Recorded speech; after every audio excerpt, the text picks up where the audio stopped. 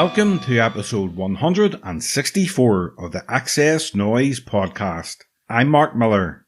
Thanks for listening.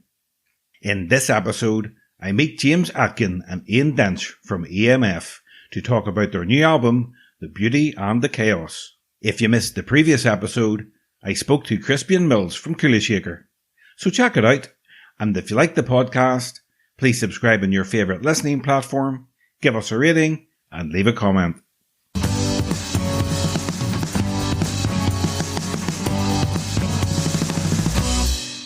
EMF released their brand new album, The Beauty and the Chaos.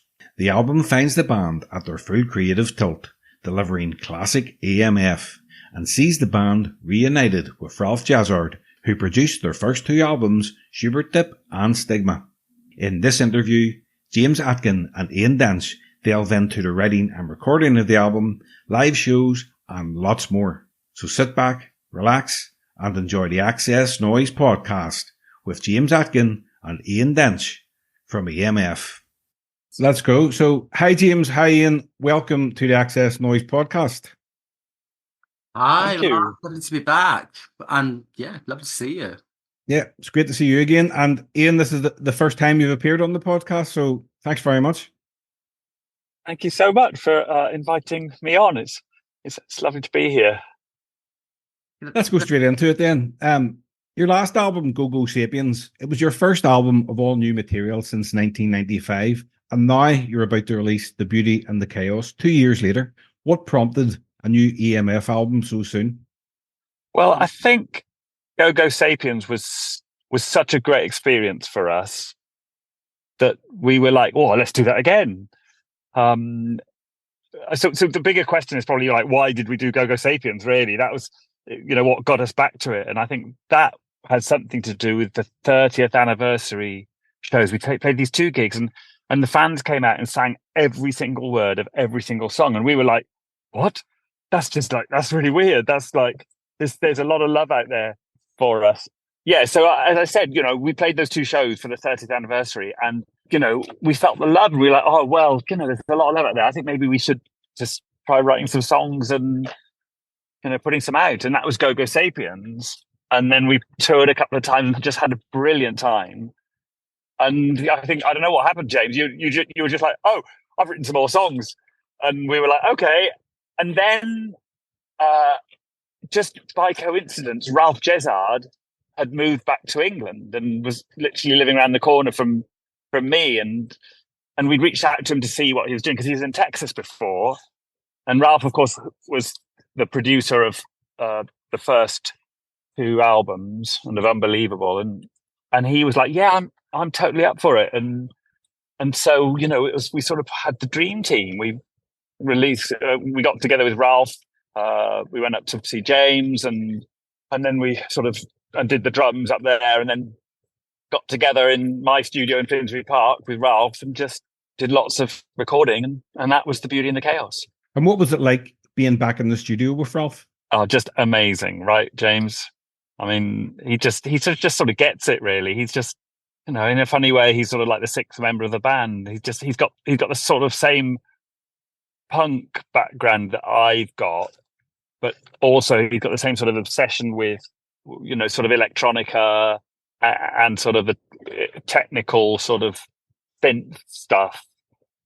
But he's got something, that he's just an amazing engineer. He just makes stuff sound amazing, and that's so he really complements our sort of musical collaboration, and he knows how to record a band as well, so he sort of just ticks all the boxes.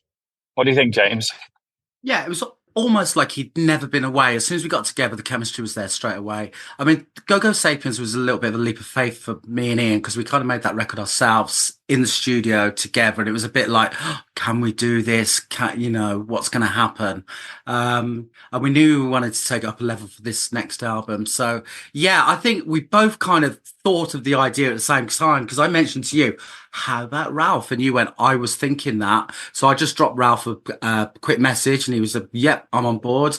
And it was that simple. Honestly, we just got together and it started working straight away. So yeah, Ralph's been an amazing asset. And he's kind of, I think this album, it sounds like an EMF album. The last one sounded like an EMF album, but this one sounds like a, harking back to those albums like Stigma and Schubert Dip. It's kind of got that vibe, which we were looking for, I think. Yeah, a couple of people said, "Oh my God, it's like a bit like Stigma," which is the fans' favorite, and because it's got that Ralph sound, like the sort of sonically, it's got that thing.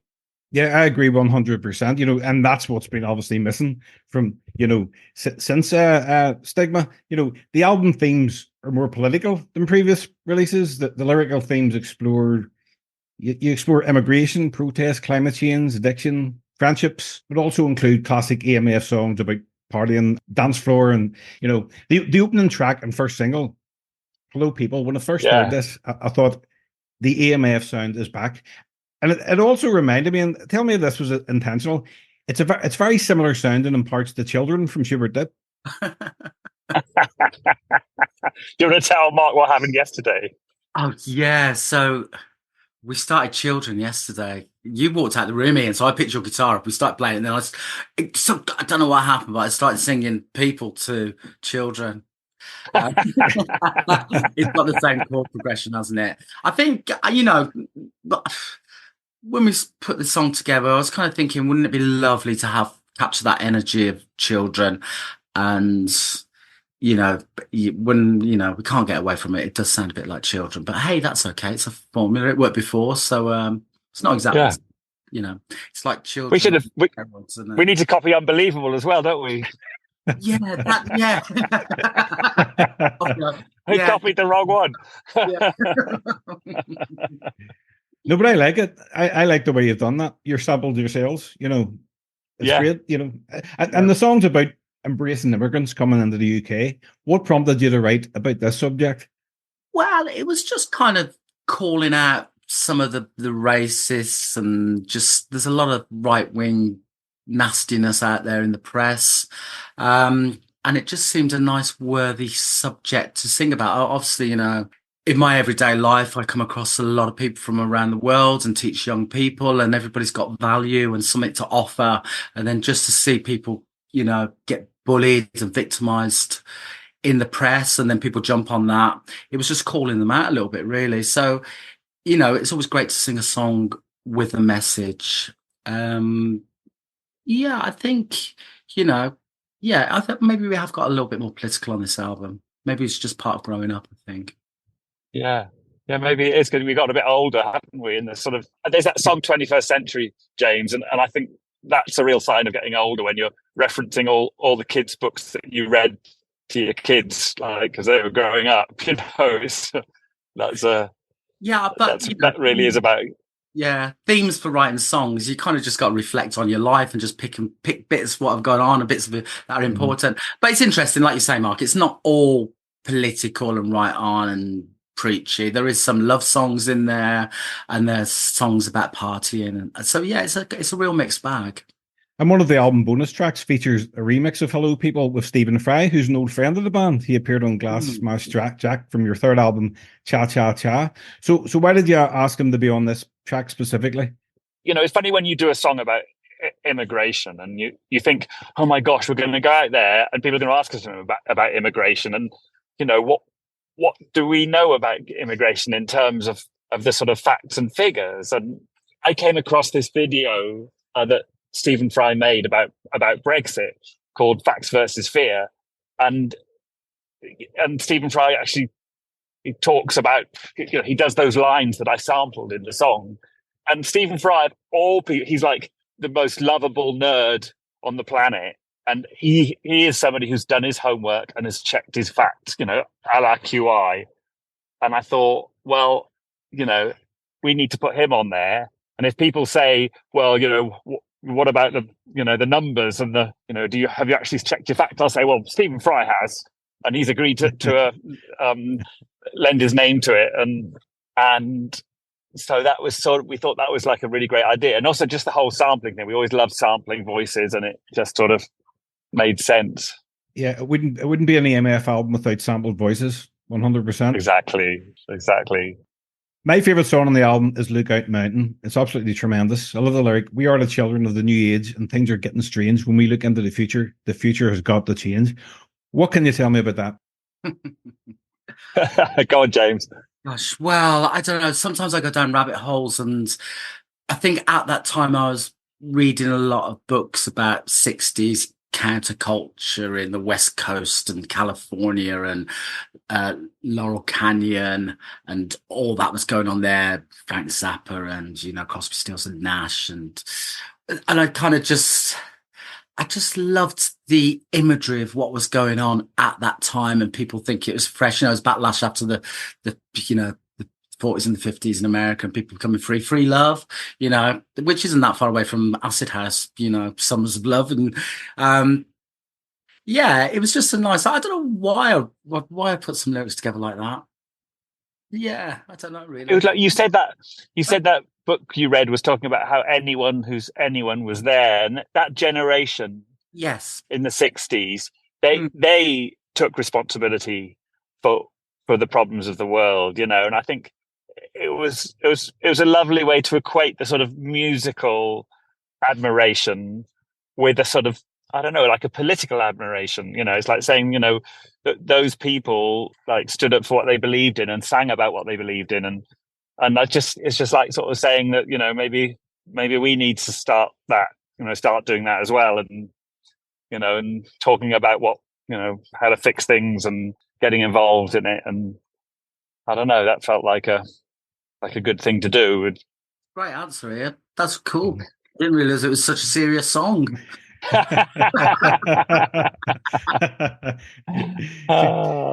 You're learning along with me, James. Yeah. Oh, dear me. I've been thinking about it a lot. You have, haven't you? You've been thinking about absolute questions. Mark, we're trying out this is one of our first interviews for the new album, so we're trying out our answers on you. So like, I'll be your guinea pig. Oh, thank you. So who's the female backing vocalist on some of the tracks? Mostly it's a girl called Åsa Bergstrom, who's who just happened to be a really good friend of mine, and I mean, she's done some amazing things. She sang backing vocals for Nick Cave and the Bad Seeds and for Stevie Wonder, and I just did some. I just said to her, do you fancy coming and doing some BVs? And she's like, oh yes, I'd love to do that. And she just knocked it out of the park. Ralph was like, she's amazing, she really is. And there's also on the song called Been Down, there's another singer called Sharon Vaughan, who I've done a lot of writing with, and she's like a country songwriter, and she's done BVs with Dolly Parton amongst many other people. And who does backing vocals on Do It Again? Because it's a song about trying to grow up but failing, and it's an amazing way to close the album. And the backing vocals are very sort of Pink Floyd-esque. Yeah, right. Yeah, that was Åsa. That's Åsa. Yeah, Åsa. She's half Norwegian and half Swedish, and her name is spelled ASE, and it's got like one of those little round things on top of the A. But I don't know how to find that in my phone, so I just spell it AWSA. And but if you want some great backing vocals, then I'll put you in touch. She's amazing. And the lyrics to that song, James, it's quite obvious that you wrote those. Yeah, I didn't really. That was one of the songs that me and Ian did together whilst we were in the room together. So I remember Ian was at my place. I went out for a run. I was listening to some podcast or some book about Laurel Canyon again, probably, and I come back into Ian and says, something about drinking the Kool-Aid, obviously the acid-laced punch, and and then I had this imagery in my head, because every time I wake up at like Glastonbury or a festival, the whole thing's buzzing, and I was thinking, the greatest party on the world. Well, I can't even remember the lyrics to it now, but it's and the come downs, and not learning. And the walk of shame. Yeah, the walk of shame. The walk of shame. Yeah. Oh, yeah, that was it. Yeah, that was kind of done together with me and Ian, which was really nice. I feel that's very autobiographical lyrically, James. It's like, you shouldn't, but still you're there at the party, in the raving in the field. Yeah, that's totally. It's great telling a story in a song, isn't it? And obviously, And you had this kind of imagery in your head about it's slowing down and speeding up, which is something we. because I just been to see the Rolling Stones, and they did Midnight Rambler, and like we have this thing in EMF because we play to a lot of sequencers and synths, that we play to a click and to something that's very on tempo, like dance music. And like when I saw the Stones do the Midnight Ramble, I'm thinking, "Look, that speeds up and slows down so much." It's like it would be so great to try that, to do something that wasn't all at one tempo, and just to get faster and get slower. And so so James and I just did that, like just got a guitar and played it fast and played it slower, and then sort of mapped it out and just did it like that. Well, you definitely pulled it off. I think it's one of the best things you've ever done. Wow. Oh, thanks. It's fantastic. It's just a brilliant way to end the album. It's fantastic. I'd look forward to playing that at a festival one day. I feel like that would be a great festival track. What song on the album do you both feel most connected to? James? I think there's a song. It's the first song on the B-side called "The Day the Music Died," which I'm really liking at the moment. I kind of every time I hear it, I think, "Wow, this is the best thing we've ever written." I like the groove. It's groove based. I always like groove based songs, but it's got the builds in it, and it's got different sections in it and big choruses. There's something really special about it. So yeah, that's the one I'm liking. Ian? Yeah, do you know what? I would say the same one. There is something special about that song. Yeah. And it's also because it's sort of about like, it's like it's like talking to our younger selves, and it's saying and talking to a younger generation and saying, there are still young people who want to go out there and stand up for the truth and fight, for what's right. But also musically, it's that line, all the young dudes, sort of referencing Barry in a way, and are messing around. They're still messing around, and I love that. That's He's getting distracted. it feels really special, and Yeah. and it's funny because my own son, like he's 19, and he's like making music, and he just loves the rebellious music. He loves hip hop. He loves really hard techno, and you can see it. It has to mean something to him, and it has to be it's got to be sort of visceral and raw, and it's got to change the world. And I think that song is like celebrating that moment of youth when you want something to be authentic and real, and when people are telling you to sit down, you stand up, and people telling you to be quiet, you shout, and that's sort of what that song's about. And like the day the music died, you came alive. That's the punchline of it. It's like, and people, and there's all that thing, about, I listen to my son's music, the stuff he loves, and sometimes I felt myself saying to him, "Oh, it all sounds the same." And I thought, "Oh my God, that's what my dad said to me." It's like, it's that, it's you're passing it on to a new generation. That somebody else is gonna, be cutting edge and do some new stuff, and I'm celebrating that moment when we were doing that, because that's sort of what we did. And maybe, hey, listen, maybe we're stuck in our old ways now, and we're still doing like synths and punk guitars with like groovy beats, and there was a moment when that was groundbreaking, and and for us that still means rebellion and rawness and truth, and I guess it's harking back to that moment when we sort of did that, we discovered that. The other bonus track on the album is "I'm a Believer 2023," the Monkees cover, which you originally recorded with Vic Reeves and Bob Mortimer. Now, I really enjoy this new version better. Why did you decide to re-record it? Okay. Go on, James. Well, last year, or particularly the year before, we were doing lots of festivals, and sometimes it's quite hard doing festivals where people don't know your back catalogue. So we kind of sat down, we had a chat meeting, and thought, well, what can we do that people know? And obviously, I'd completely forgot about, we'd done this song with Vic and Bob. So we got it back out, and Ian rearranged it, made it heavy, synthy, and it, you know, made it good for a festival setup. It's a lot darker. And I think we kind of originally we weren't going to record it or anything, but it seems it was, you know, it's so successful. We thought, let's record it, and now we put it on the CD as a bonus track. So I think it's actually on the B side of the. Is it actually on the single as well? I think it is. Yeah, it's on Hello People. It's on the single. Yeah. In the current music industry landscape, how do you approach the release of a new album, especially in terms of connecting with your fan base and attracting new listeners? I have no. Oh, you tell me. Yeah, you know, we've got a great team this time round. We've got a promo team, and you know, we spend a bit more money on you know, a great bunch of people, and they have helped us. There's a lot of new stuff these days. You know, you got engaged with social media, and thankfully James is a master at that. Yeah, it's hard though. I think it's worth going out touring. People love something real these days. We live in a world where everything, you know, digital, not kind of real, or what you're looking at, is it real? I think going to see a live band and people having the opportunity to come see you live is a real bonus.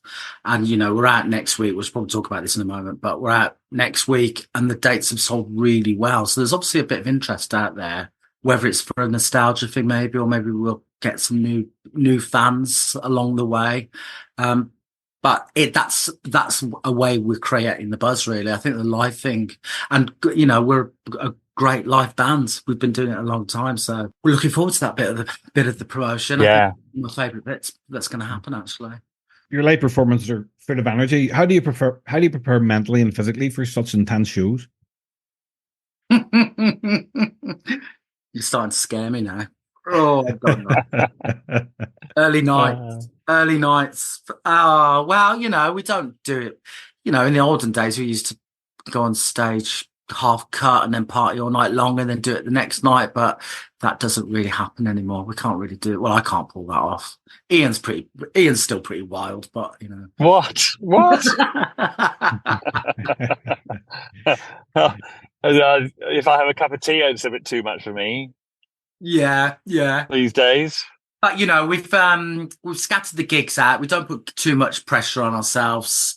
You know, it's not like we're going out and doing 7-8 nights on the trot and then having a night off and then doing it again and again and again. I think if we had to do that, that would be seriously hard work. We make it work for ourselves. You know, we know our limitations and we do it.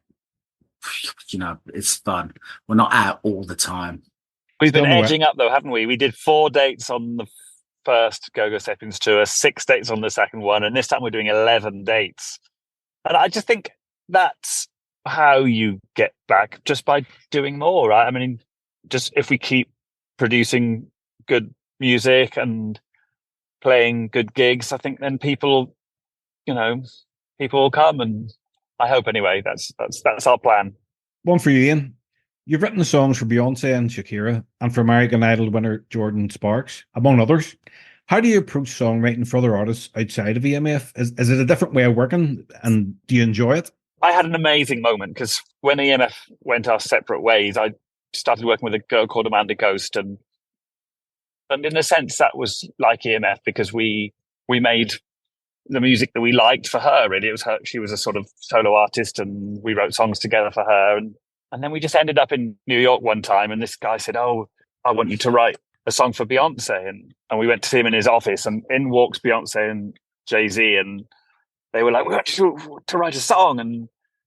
And we were like, "Okay, well, perhaps we could get to know you," because that's sort of how we wrote songs. It would take a while. And same with James and I, we would sit together and work on something and then come back and work on it again later.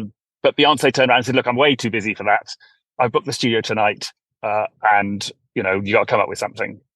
And we were like, "Oh, okay then." And we went back to the hotel and wrote "Beautiful Liar" and turned up at the studio that night and sang it, and they loved it, and they put it out, and it was a hit record. And we did a couple more songs for Beyonce and Shakira, and had a sort of crazy year of writing songs. But both Amanda and I started feeling like it was just a bit of a rat race, and that it was just too much like a job. You just kept having to churn things out, and I missed to be honest with you, I miss James, and I just missed the chemistry and the way that things happen naturally in a band. And James and I write songs because we write about stuff that we love, and we have a chemistry. And so when I came back to England, that was not long before our 30th anniversary, and it just sort of happened very naturally, getting back into doing things with James and the band and EMF. And hey, listen, it was a wonderful moment. It was very glamorous and exciting. But you got to do it because you love it, not because you want to write a hit record. And, if you have a few hit records along the way, I think that's because you've done something you love, not because you tried to write a hit record. I think it shows. I think if you do something you love, it just comes out in the music. And what is the writing process between the both of you? What way does it work? Does somebody come with music, lyrics, or vice versa? How do you do it?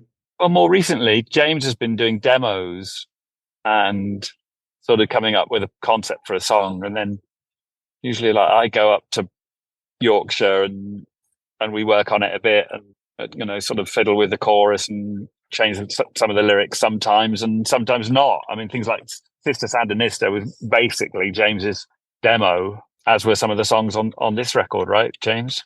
Yeah. I mean, I'm quite good at just throwing ideas down that aren't very coherent. I mean, Ian's really skillful and can kind of take a half-assed idea of mine and, form it into something. But yeah, I mean, I think Ian's right. You got to do it for the love of it. And obviously, I just love writing songs, and I'm quite happy. I've got the studio in the house. I'll just go and get loads of ideas down, and I never stop. I mean, I haven't told Ian yet, but I've got another 20 songs ready for him when he's ready. We whittle them down a little bit, and then he'll probably say no. I know with Ian, because I'll send him loads of stuff, and if he ignores it, then I get the message. I don't chase it. But occasionally he'll go, and Ian comes through and he can see it, and he can sort out the lyrics for it, and the hooks, and make sense of it, which is, a beautiful thing, isn't it? Well, that's a great thing. And then Ian comes with a song that's fully formed, and I'll just go, yeah, that's brilliant. A song like I've Been Down. Is that the one on the album? That was my contribution on this one, yeah. Yeah, which was fantastic. Originally, I was a bit like, oh, wow, it's got a bit of a Gary Glitter swing beat, and I'm not sure about that. So I tried. This is what happened. I tried ignoring him for a couple of weeks. Then he said, "No, what about this? Let's try this." I was like, "Oh, right then." So, and then it turns out, and then I spoke to a few people, and that's their favourite song on the album. Which I did say to Ian, that's what will happen. This will be, sometimes, yeah. So yeah, it works well. And also, we've worked together for a long, long time. So we know each other. We can be brave enough to, explore ideas without any worry. And we're quite good at, if stuff's not working, we'll just leave it and move on to something else. We're never short of ideas. The bit is getting it out there onto a record and then playing it and putting it in a band. I mean, over the years, we must have shelves full of songs that we've not. We should revisit some of those. There's that great song, Something Stupid. That I keep thinking, we got to do that one again. That sounds good. I like that one, yeah. I can't remember that one at all.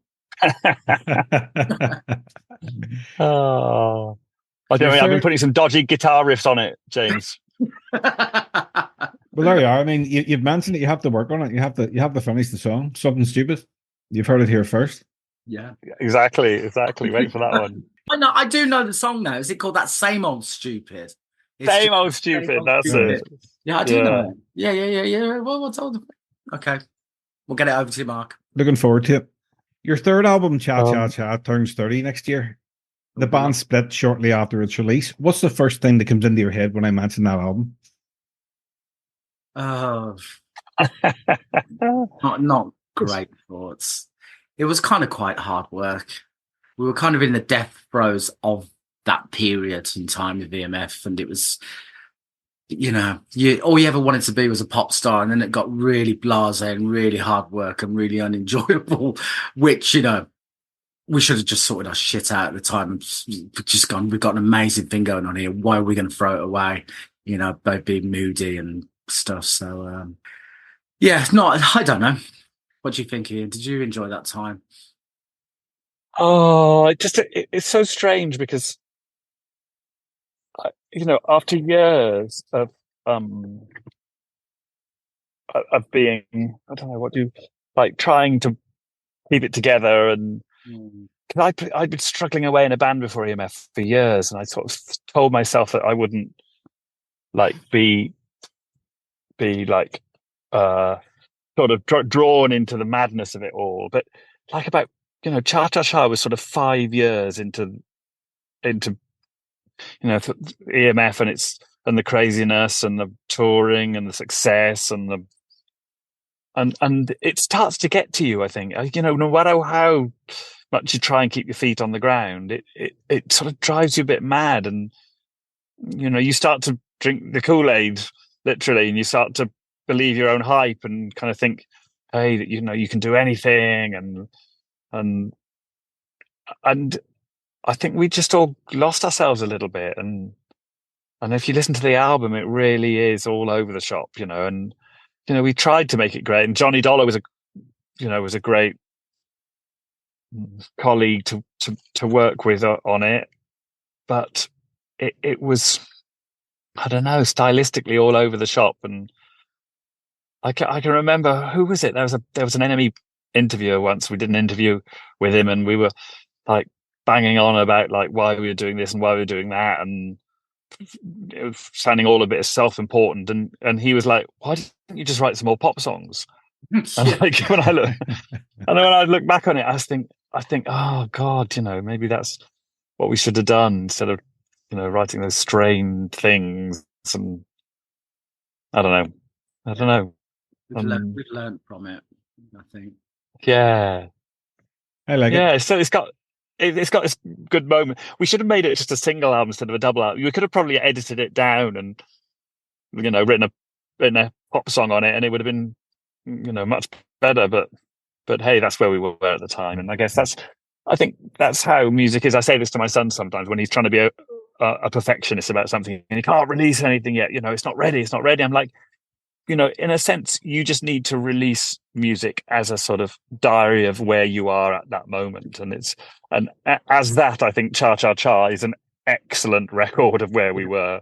Yeah. And, that's just who we were at that time. And as the beauty and the chaos is for us now. And can I just say that we're in a much better place. And I think, and especially you, James, I mean, these songs, you really knock these songs out of the park, and and you're sounding on great form. And it's I think we're in a really good place. I mean, yeah, it's an amazing chapter in the history of EMF at the moment in the last couple of years. It's been so much fun. And maybe we had to go through all that and have a break and go off and discover ourselves and do different things before we could come back to doing it. Yeah, we're all in really good headspace at the moment. We got the gigs. I'm feeling so positive where, before I used to get such stage fright and feel really uncomfortable doing gigs. And now I'm just like, yeah, what an opportunity. What a great thing to be able to do in your early 50s. Go out, play in front of a crowd and absolutely love it. It's perfect. Yeah, that's the truth. If people want to understand your music, what are the 5 EMF songs they should listen to? That's a good one. That's a really good question, that is, isn't it? God, well, probably you've got to put Unbelievable in there, haven't you? Yeah. Defining moments, isn't it? Although, if you just heard that, I think you've been missing out on quite a lot of EMF and what the EMF sound was. Song like Children, I would say it's funny because we've definitely had different periods in EMF, from the pop to the heavier side of Stigma, some experimental stuff on Cha Cha Cha. Go Go Sapiens was great. I mean, I'm still loving some of the tracks off there. I'm loving some of the electronic tracks. There's a track called, what's that one, Ian? It's, I tried playing it live a few times. Oh, it's something about, is that the album there, is it? Let's have a look. Let me get my glasses on. Or Sparks and Flashes, or Flashes. Yeah, Sparks Yeah. and Flashes. I think that's a really good one. Oh, Ian's in the cinema. And that was 4, so Ian can have the last one.